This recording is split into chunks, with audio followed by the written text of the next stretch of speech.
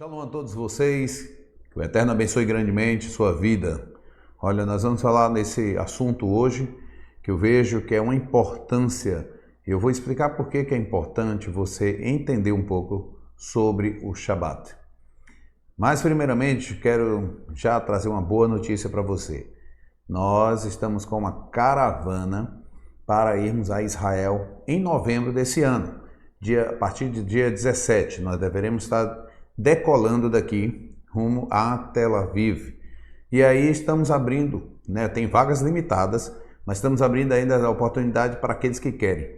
Vai ser um tempo muito especial. Nós vamos estar contando com a minha presença, Rabino Resk, nosso querido Shalia, Yaakov, que sempre tem estado agora, nós estamos sempre trabalhando nas quintas-feiras com uma live, falando das festas que estão ali em Levítico 23, as festas judaicas, mas que são celebrações do Eterno. E aí nós queremos trazer essa oportunidade para você.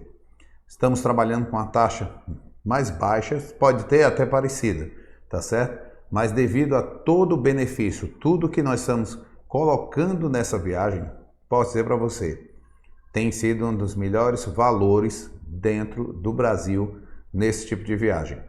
Ainda mais contando que nós estaremos nesses tempos ali ensinando da palavra, ensinando a respeito da Brit Hadashah, do Tanar, lugares que nós vamos passar a conhecer o judaísmo de perto, porque nós vamos celebrar, fazer serviços ali, serviço no Kotel, estando com a Torá Caché, todo esse material, todo esse treinamento que você receberá, que é difícil ter caravanas que vão fazer esse tipo de trabalho com rabinos que estão ali acompanhando. Rabino Resk, um rabino, vamos dizer assim, filho de rabinos, pai dele que nasceu em Jerusalém, ele estudou desde os seus 11 anos de idade ali em Yeshiva, vai estar ali compartilhando muita coisa importante para você. Eu vou estar ali no apoio, trazendo ensinamentos, onde conecta Brit Hadashah com Tanar, quer dizer, o que vocês, a maioria, conhecem como Novo Testamento, junto com o que chamam de Tanar, que são as escrituras, que está ali a Torá, os profetas, os escritos, isso tudo dentro dessa caravana. Não vou nem citar aqui sobre os vários museus que nós vamos visitar, também localizações como Qumran, Masada, vamos ao Mar Morto, vamos pernoitar em um dos maiores e melhores hotéis que tem ali do Mar Morto, que é o Spa King David. Você pode pesquisar e vai ver as fotos e vai amar esse lugar. Vamos para o norte, nós vamos para um vinhedo, nós vamos para muitos lugares bem interessantes e bem diferentes, tá? Então convocamos, nem só convidamos, convocamos a sua presença. Mas saiba, nós temos um limite de vagas e assim que encher, nós vamos encerrar. Tem forma parcelada, tá certo? Então veja, conheça. E o que você vai fazer? Se eu quero saber como entrar em contato, vou deixar aqui para você ver. Esse aí é o nosso contato, tá certo? Para o Peniel Viagens, você tem o QR Code aí, você pode olhar e mirar aí o seu celular, vai cair já dentro do nosso WhatsApp do Peniel Viagens e você vai poder então entrar em contato conosco para receber toda a programação, como também os valores e como vai poder parcelar esses valores, tá certo? Logo do lado também aí você já está vendo aí também nossa informação sobre o CTDP, Centro de Treinamento e Desenvolvimento Peniel. Está ali o WhatsApp que você pode entrar em contato também para poder então começar a estudar Torá, estudar a respeito do judaísmo, a respeito dos serviços, das orações, sobre o Mashiach, sobre o Eterno Deus, sobre todas essas informações profundas a respeito da Torá, a respeito dos profetas, a respeito também da Brit Hadashah. Não perca tempo, nós vamos até a festa de Shavuot aí com uma promoção, tá certo? De R$500 cada semestre. Então se você pegar aí 500, dividir por 6, você vai ver que cada mês vai ficar menos de R$100, vai ficar 80 e poucos reais por mês para um ensino que vai transformar a sua vida com certeza, tá certo? Então assim, eu convido você também a conhecer o CTDP, o Centro de Treinamento e Desenvolvimento Peniel. São 4 semestres esse curso teológico, vou chamar assim, judaico. Então, convido você a conhecer o CTDP, assim também como saber da nossa programação para a nossa viagem em novembro, agora deste ano, rumo a Israel. Que o Eterno te abençoe grandemente e esteja conosco lá. Mais uma coisa, não esqueça de compartilhar este vídeo e também de dar o seu like, tá bom? Esteja aí nos ajudando, que você vai estar cooperando. Se você também quiser, você pode ser membro. E sendo membro, vou logo deixar aqui adiantado, porque passando esses dias, nas quartas-feiras, quem é membro recebe um ensinamento direto nosso ao vivo, todas as quartas-feiras, da Brit Hadashah, dos ensinamentos de Yeshua, tudo dentro de uma visão judaica. Então vamos lá tratar do assunto de hoje. O Shabat, ele é só para o judeu? Olha, uma vez me fizeram essa pergunta e me disseram o seguinte: um não-judeu tem que guardar o Shabat como um judeu? A minha resposta foi com uma pergunta. Bem, um não-judeu tem que guardar não adulterarás como um judeu? Se responde uma, responde a outra. Entendeu? Por quê? Porque primeiro, nos 10 ditos do Eterno estão todas essas palavras. E estão colocadas para quem? Essa é a pergunta. Para quem foi dito isso? Bem, qual foi a primeira vez que o Eterno falou sobre o Shabat? Foi em Bereshit, em Gênesis. Nós conhecemos o Shabat na própria criação. E na criação do mundo, do homem, não tinha ainda o povo de Israel. Estava no projeto de Deus? Sim, e a gente sabe disso porque quando a gente lê em Bereshit, a gente vai ver já o Eterno tratar de um assunto que a gente sabe que vai gerar Israel. Mas é um ensinamento para todos. E aí, quando o Eterno falou o que falou, não foi somente para judeus. Os judeus estavam ali. Moisés, um homem do povo de Israel, foi libertar o seu povo. Mas ao mesmo tempo, as 70 nações estavam ali ouvindo as palavras do Eterno. E elas estavam sendo ditas para todos. Ok? Isso mesmo.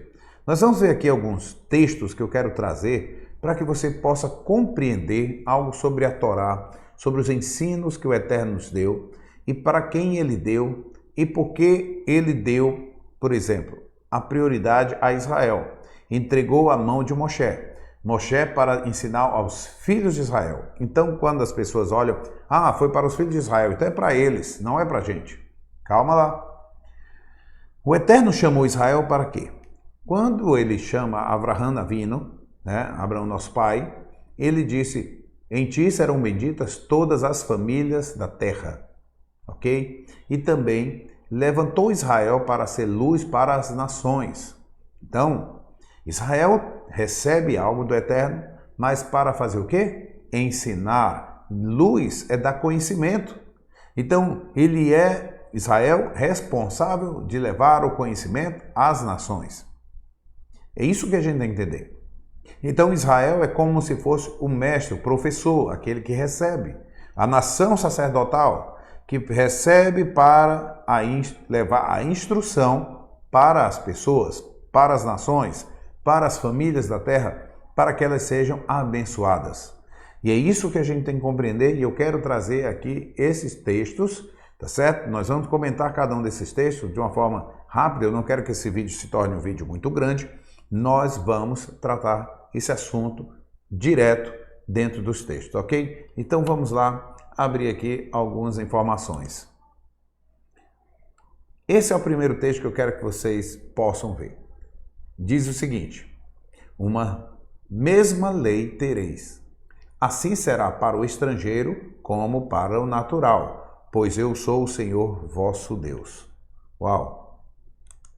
Para o estrangeiro e para o natural. Viu aí? Uma só lei.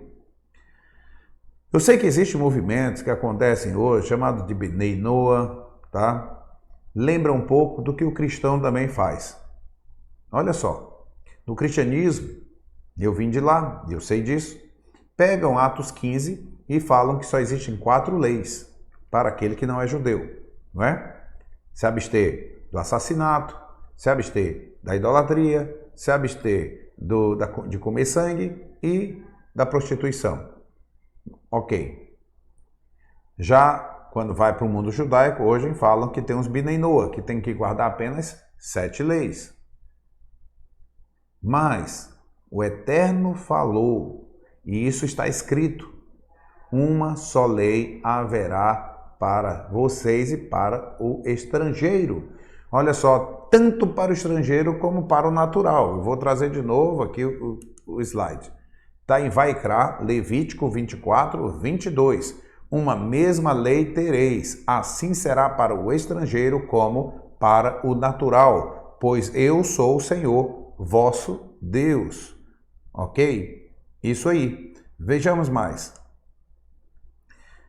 Lá em Êxodo, Shemot 12:49, de novo, uma mesma lei haja para o natural e para o estrangeiro que peregrinar entre vocês, tá bom? Trazendo essa palavra estrangeiro, se você vai para o hebraico, você vai ver uma palavra chamada ger. Ger vem da palavra gar. Gar é morar.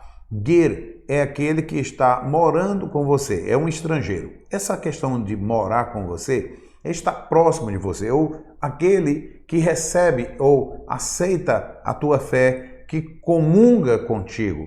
Veja bem que Shaul diz isso lá em Efésios capítulo 2, ele vai dizer, já não vos chamo mais estrangeiro, não vos chamo mais de ger, mas vos chamo de concidadão. Sabe por quê? Ali tem outra coisa a mais do que somente o Shabat. Mas ele diz, vocês que estavam longe da comunidade de Israel, agora, pelo Messias, vocês foram aproximados. Veja só que interessante. Vocês passaram a comungar, vocês passaram a gar. Então vocês se tornaram um ger. Mas lá na frente algo acontece com eles, tá? Que eles se tornam como o natural da terra. Por isso ele diz, já não vos chamo mais um ger, mas concidadão do povo. Quer dizer, vocês se tornaram juntamente com eles um povo. Mas para ser um povo tem que ter um tipo de aliança que se torna povo. Mas não é o assunto de hoje. Já falei sobre isso anteriormente. Mas eu quero trazer para você aqui, gar se torna um ger. E aí foi traduzida essa palavra de estrangeiro. Uma só lei haverá. Então, se há um Shabat para o povo de Israel, também há para aquele que vive com o Deus de Israel. Aquele que serve ao Deus de Israel.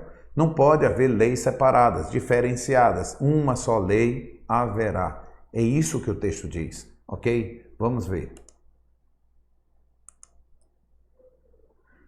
Lembra-te do dia do sábado para o santificar. 6 dias trabalharás e farás toda a tua obra, mas o 7º dia é o sábado do Senhor, teu Deus. Não farás nenhuma obra, nem tu, nem teu filho, nem tua filha, nem teu servo, nem tua serva, nem teu animal, nem o estrangeiro que está dentro das tuas portas. Veja aí de novo, botei negrito, estrangeiro. Mais uma vez aparece aí um estrangeiro. Olha só, o estrangeiro faz parte. Tem algo aí que eu também botei um sublinhado. Nem o teu animal. Nem o teu animal. Perceba aí, veja só, o cuidado do Eterno até com o animal. Por que você, que acha que não, porque não é judeu, não tem que guardar o Shabat? Você é menor do que um animal? Ou você é muito mais especial para Deus do que um animal? Se o Eterno está tendo cuidado com o animal, muito mais com o ser humano. Então veja que ele diz para o estrangeiro. Agora, por que ele sempre está falando ao estrangeiro? Não é para todos mesmo. Aquele que não quer servir ao Deus de Israel, aquele que não ama ao Deus de Israel, aquele que não se importa com a vontade de Deus, esse aí não é obrigado. E por quê? Se ele nem conhece a Deus, se ele não teme a Deus, por que ele vai guardar Shabat?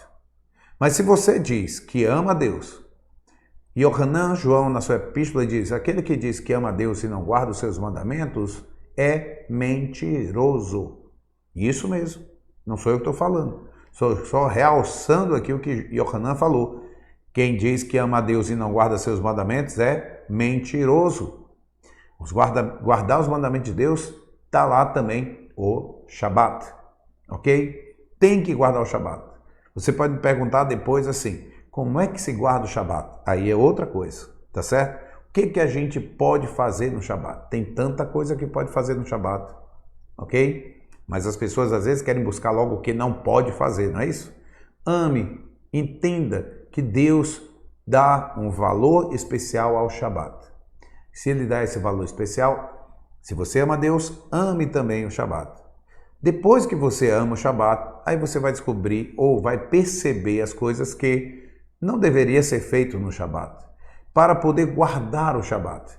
Então, quando eu estou com esse amor pelo Shabat, eu quero proteger o Shabat, aí eu começo a observar aquelas coisas que não são boas de se fazer no Shabat, para exatamente não transformar o Shabat em um dia comum. Ele tem que ser especial. Ok? Deu para entender? Vamos seguir. Lá em Lucas capítulo 4, 16, diz assim: E chegando a Nazaré, onde fora criado, quem é esse? Yeshua. Então, chegando a Nazaré, onde fora criado, entrou num dia de sábado, segundo o seu costume, na sinagoga e levantou-se para ler. Vamos ver o que esse texto está falando aqui, de muita coisa importante, olha. Veja aí, primeiro era costume dele, de ir no sábado, também está na sinagoga. E depois, levantou-se para ler. Uau! Que sinagoga era essa que ele estava? Uma sinagoga em Nazaré. Isso, primeira coisa. Yeshua não veio para criar uma religião nova, nem definir, porque pense bem, se ele já tinha seus seguidores, fosse você, né, olhando hoje nessa situação que o mundo passa, ou como é que as pessoas tratam a religião. Se você tivesse já vários seguidores, ali de 70 até 500, como se diz, né, que no período que Yeshua foi elevado, tinham ali umas 500 pessoas. Mas muitas vezes ele estava reunido, a gente vê 5.000 homens, vê uma quantidade grande. Eu lhe pergunto, você não abriria uma casa, né, religiosa com um novo nome e tudo mais? Sim ou não? É lógico que sim.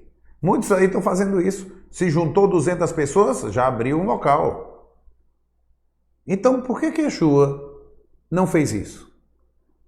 Mas, aos sábados, ele ia para a sinagoga que estava ali em Nazaré, em qualquer outra cidade que ele fosse, ele ia a uma sinagoga. Era sábado, ele ia para a sinagoga. Diz ali, como seu costume. Ele tinha esse costume.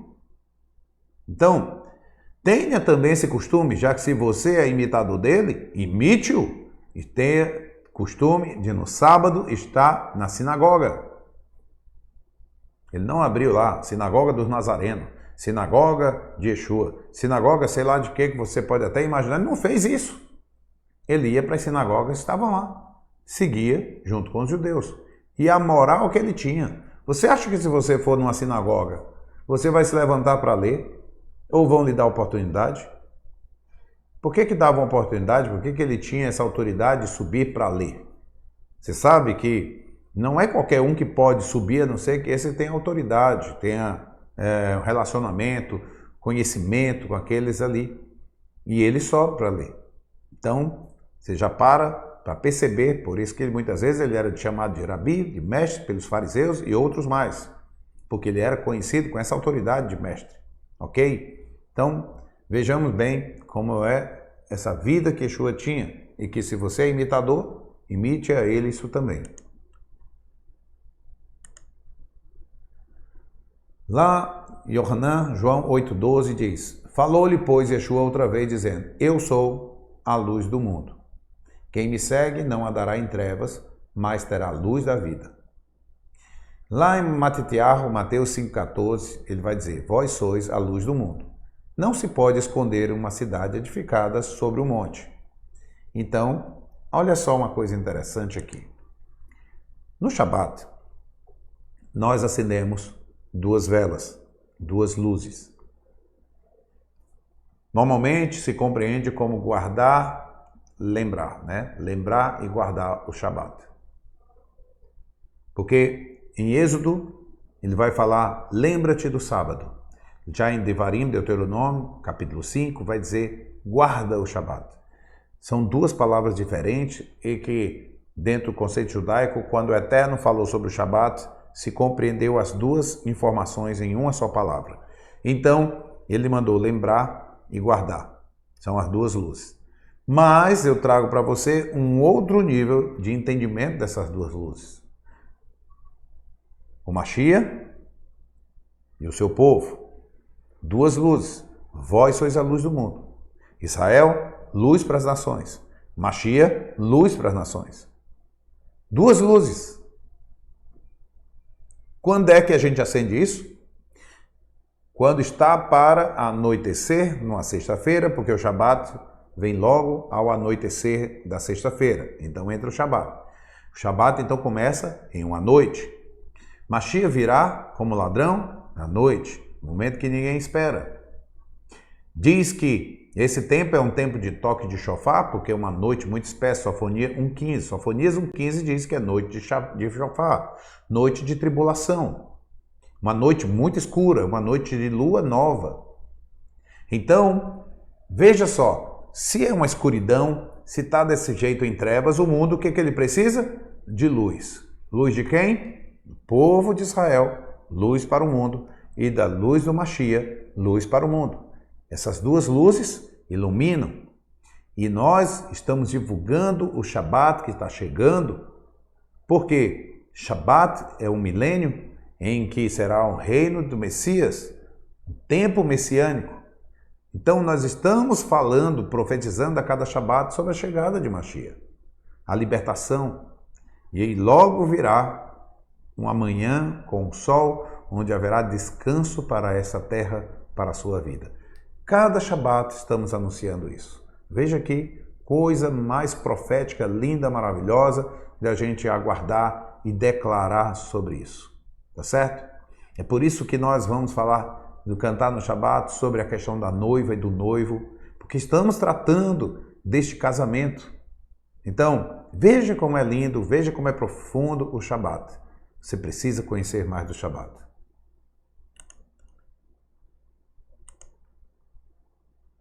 Veja só essa imagem. Uma família que está sentada à mesa.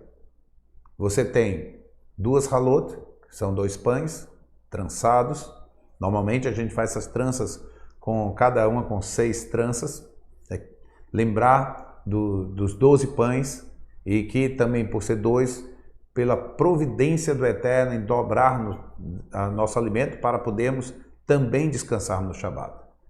Temos ali as taças de vinho, porque o vinho simboliza a alegria. É um tempo de contentamento e também de santidade, porque vem o kiddush, quando fazemos com um vinho ou suco de uva, uma oração que a gente chama de kiddush, que é essa oração para a santificação. E como falei, as duas luzes que estão iluminando, tá, a noite. E veja, é um tempo tão especial, onde a família se reúne para comer juntos, para glorificar o Eterno, agradecer ao Eterno por esse dia especial, onde aí você tem trazendo de volta algo que foi perdido da família. O sentar junto. Quando proclamamos o Shema, nós dizemos, numa ordem que o Eterno diz, que nós devemos ensinar nossos filhos, quando estivermos sentados em nossa casa, andando pelo caminho, ao deitar e ao levantar. Sentado em casa. Qual é o momento bom de se sentar em casa?